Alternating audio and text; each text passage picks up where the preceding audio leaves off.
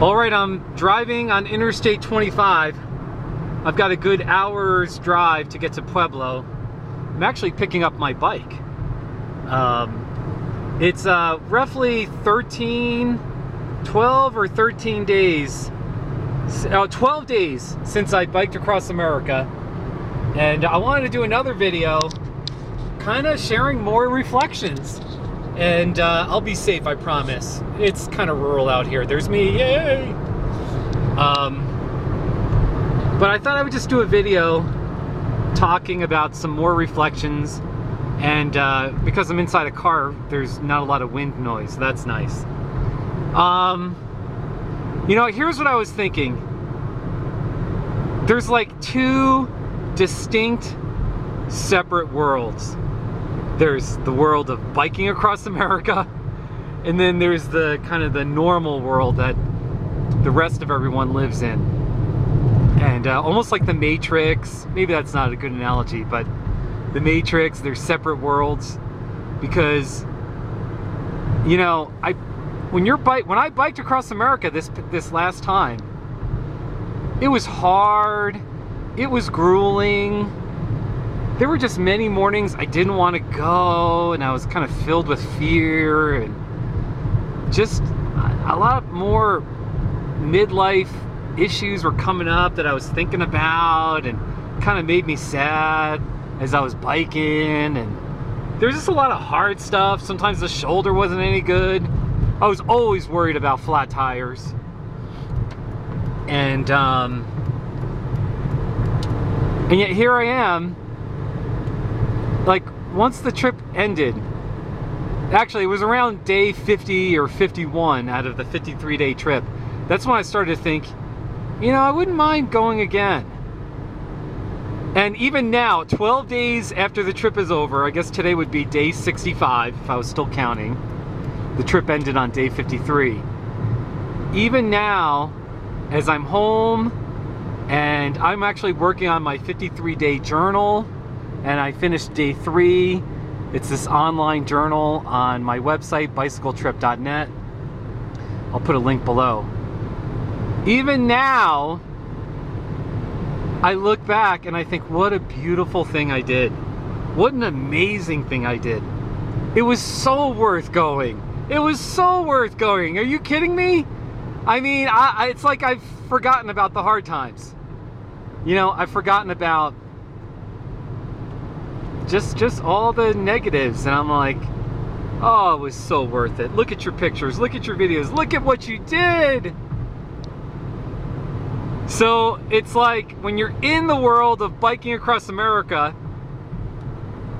then maybe I should say that in first person. When I'm in the world of biking across America, you know, I mean, it's hard, it's tough. And then, you know, now I'm out of the world of biking across America, and I think, wow, that was amazing. When are you going again? You know? Now, I don't know if I'll ever go again. I don't know. I kind of wanted to do it, but it just has to be the right time. And frankly, I got to make some money. I got to get a job and restore my finances for a good while. So it's not going to be anytime soon, but that was just my first thought. And then 2, you know, it's not, I talked about this in another video 3 days after I finished, and I just wanted to elaborate on it because there's like, I can see it more clearly now because I'm still feeling confident. I still have this can-do attitude that maybe I don't always or have that much, but you know, it's like when you bike across America, you gotta just make it happen. You know, you gotta make it happen. You just have to have that attitude of, how can I make this happen? Where do I need to go? Okay, my route's different. I'm just gonna ride. I just get to go. If there's a problem, oh, you know, someone warns me about a problem, and it's like, all right, I'll face it when I face it. You know, I can't deal with it now. And I don't want to sound, I don't know, I don't want to sound negative or judgmental or I don't know, but in this world out here where people just work and live, and which is like 99.99%, I can now pick up on that you can't do that attitude. You know, you're not allowed to do this. It's sort of a you can't mentality. You know, I can't do this, not allowed to do this. I got all these restrictions, I got all these dreams, and I can't do them. And there's something about pulling off a Bike Across America trip, handling all the logistics, being courageous enough to just go for it, and then actually doing it and dealing with problems and obstacles. And everyone who goes cross country has something, at least a few things that go wrong, or, you know, you develop this can-do attitude, you know. And it's sort of like the mentality is, with the can-do attitude, is how can I make this happen, versus the negative, which is I can't do this, I can't make this happen, you can't do it, there's laws, you're not allowed, there's no way. And instead the attitude is, how can I make it happen? It's just reframing. Instead of saying I can't do it, it's more, how can I do it? If you can just sort of have that question in your head, instead of I can't do it, but how can I make this happen? How could this come, like, what can I do to make this happen? Anyway, I that's kind of where I'm at right now with my life out here, and biking across America definitely helped. So we'll see how long it lasts. It might, you know, it very well may wear off, and, you know, it wouldn't surprise me. So anyway, that's a second thought. And you know, I just want to share. I'll put the camera on me. You see how dead it is out here. This is southern Colorado in the middle of nowhere. You know, I mean, and again, I mentioned this, but I took so many photos. I made 188 YouTube videos, and I'm so glad I took all those pictures.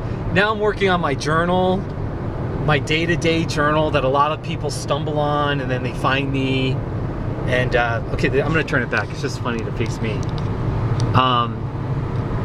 It is so rewarding. It is just so, it feels so good to have my journal. And every day I have pictures, and for each day I'm gonna have its own page, like a diary, where you can go day 1, day 2, day 3. You can just pick a random day, like day 29, and just open it and see the pictures from the day, the videos from the day. Where was I? Where did I start? Where did I finish? And I've only done the first 3 days. I try to do 1 page a day. Sometimes 2, but then sometimes I get lazy. And it's just so rewarding to share my experience with others. And you know, I don't know, this sounds funny, maybe it's my personality. I think a lot of it is our culture now, and social media and Facebook, and it's so easy to kind of share your pictures with the world. But if you told me that I could bike across America, but I couldn't take pictures, I couldn't do any videos, I couldn't post any updates on social media, and I couldn't do a journal like I've done before, I honestly, I don't think I would go. I don't think it would be that enjoyable. I don't think I'd go. I'd be like, you know, that's not worth it. For me personally, the joy is in sharing the experience, sharing the good, the bad. Look at this picture, look at that beautiful mountain, you know, look at the people I met, this person at this store. So, and just an anecdote, it was all right. So I finished my trip on day 53 officially. Actually, it was 52, but 53 was a ceremonial ride. That when we finished in the morning, it was a 12-mile ride, I think. So I get to Jeb's house, and I was staying at Jeb and Tina's. And that evening, I started to download the remaining videos from the last few days. And from that last day, I have the video of me crashing into the ocean and doing some meaningful videos and some funny, crazy ones. And I've been having some trouble with my computer, my memory card, my camera. Sometimes it doesn't read the memory card, and it says the files don't exist, or the files are fragmented and can't be read. And so the short story is, I went to my computer, I had more problems. I actually went to Jeb's computer. He let me use his laptop.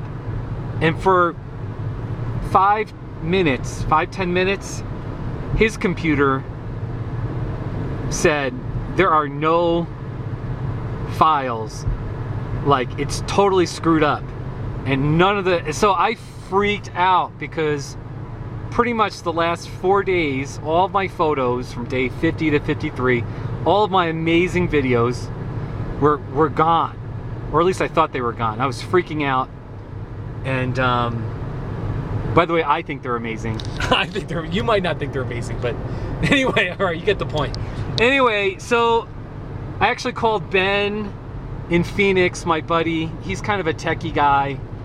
And I was pretty sure the files were still on the memory card, but it definitely is unnerving when a computer says, there's nothing on your card. And then you put in your camera and it's like, where is it, you know? Anyway, long story made short, we found the files were on the card, and I'm not telling the story that great, but there was a 10 to 15 minute period where I was in shock and thinking, oh my gosh, my photos are gone. My videos are gone. And how, like, that was like the biggest tragedy you could ever tell me, is that my photos and my videos were gone. And the short story, well, to make a long story short, Ben helped me and I got the files, and it was a little tricky, but I uploaded everything. I didn't lose any pictures. And but that kind of goes to the whole thing I was saying about, for me, sharing the trip meant so much. And you know, if you bike across America, you don't have to share your trip if your personality is different. But at least for me, it was so rewarding. It was like, yeah, so it made it so much more fun. So, you know, another thing about this kind of adjusting to normal life. Now, I've lost a lot of weight. I've definitely lost weight in my stomach area. My belly is just thinner. It's just amazing. Even my face, can you see me in the rearview mirror there? Even my face isn't as chunky. I know that sounds funny, but my face is thinner, my stomach is thinner. I think my arms are a little thinner. That's probably not good. I need more muscle there, but one thing I'm noticing is I'm almost more anxious about, I don't want to gain weight again. I don't want to get fat again, you know? And there's a lot of pressure, and I'm getting my bike now. It's 12 days. I haven't ridden my bicycle in 12 days. I'm finally getting my bike back now. I'll be at the bike shop in another 45 minutes or so. And I don't want to lose my fitness. I don't want to lose how strong these legs are. But realistically, I'm going to lose some of my fitness. I'm not going to be riding 60 to 70 miles daily. You know, I mean, I'm going to try to ride. I'm going to do some mountain climbs. You know, in Colorado, there's always like mountains. Those are tiny little hills. But, you know, if you biked in that direction, I promise you, and you went in those hills, you get a huge workout. So anyway, you know, there's this anxiety, like, don't lose your fitness, don't gain all your weight back, you know, and so it's not the biggest deal, but it is, like, it's something that I'm kind of struggling with a little bit. And you know, last thing I'll share, and this is kind of a anyway, I'll just say it. You know, there are people who do what's called missions work. They're missionaries. You know, they're trying to do maybe they go to a foreign country and they're serving the poor, they're doing good acts of service, and they're trying to represent their religion well. You know, they're trying to win people over to their you know, whatever their brand of religion is. And I'm a Christian. I call myself a born-again Christian. So we have missionaries, and you don't have to be, by the way, you don't have to be a missionary to go overseas. You can just be a missionary in America, because America's really screwed up and desperately needs help. But anyway, I know in the Mormon faith, there's a lot of missions work they do. And anyway, so it's the idea of a lot of people who serve and they're missionaries, they might go to a foreign country for 2 years, 5 years, and maybe even like their whole lives, 10, 20 years. But at some point, they come back home for a while. They're on furlough, or they take a break, and they'll come back to America. And it's common for these missionaries to have, I guess it's called cross-cultural shock. There's culture shock when you first go over into a country that's foreign to you. And then if you adjust to that country, maybe you learn the language and the customs, and then you come back to America, you have, it's either called cross-cultural shock or counterculture shock, or it's called reverse culture shock. I fixed that. It's called reverse culture shock. So then they come back to America, and all of a sudden they're kind of not comfortable with American culture, and they spend enough time in the culture of the country they were serving in, and things don't feel right, and they're kind of in shock, and they don't have people to talk to, or they kind of feel like they don't have people who understand their unique experience going to this country. Now they're back. So I'm rambling a bit, but that's a little bit of what it feels like when you bike across America, or at least how I feel. It just kind of feels like nobody really understands, you know, everyone. I mean, I personally have a lot of people asking me about my trip. I'm gonna see my friend John after I pick up my bike, and he's a good friend, and I know he's gonna have lots of good questions about my trip, and it's gonna be good. But there's still that feeling like nobody really understands. Who can I talk to about this trip? And I'm readjusting, and I'm kind of sad, dealing with some sadness sometimes about the trip being over, and who do I really have to talk to, and who really understands. And sometimes people, I mean, they're all well-meaning, but sometimes people ask questions, or they say things where it's obvious they really have no idea what it's like to go cross-country. They just ask things like, well, did you have fun? You know, or how was it? You know, I mean, that's the most generic question. How was it? You know, how, and I usually just say something like, you know, it's hard to give you a short answer about what 53 days on the road was like, but I do my best to answer. So anyway, there's just that adjusting, and it can be kind of hard. So, and then the last thing, even though I said all that, I totally understand that nobody is gonna feel sorry for me. I took 8 weeks off, and I essentially was on vacation. Granted, it was a grueling, demanding, physically demanding vacation, but most people who want to do it, I mean, they're envious of me, and I get it. So it's like the way Tom Brady, you know, Tom Brady's been to 7 Super Bowls and he's won 5, and I've heard him say in interviews, you know, no one's going to feel sorry for me if my team loses, if I lose the AFC Championship. I mean, I've been to the Super Bowl plenty of times. So in that respect, I totally understand it. No one's going to feel sorry for me, and the world keeps on spinning. So anyway, these are just my thoughts and reflections, and the bottom line, the last thing I want to just say is it was so worth it. I'm so glad I did it.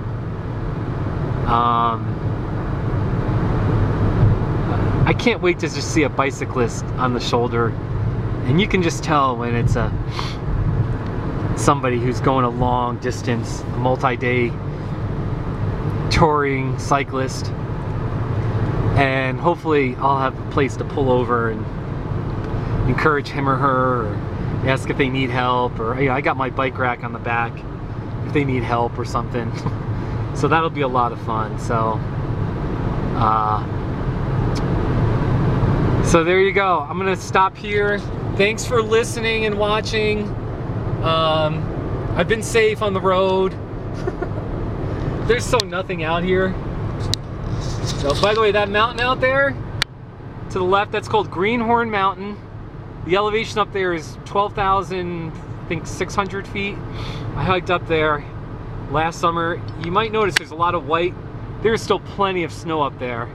So it's wonderful and snowy up there. It's beautiful, Colorado. And so thanks for listening and watching. And by all means, good luck with your cycling aspirations. I'll be posting this on YouTube. You're welcome to make comments. And as usual, I'll have links, pertinent links below the video for like follow-up stuff. Like I'll have my journal for this 2017 trip that I just did. So take care.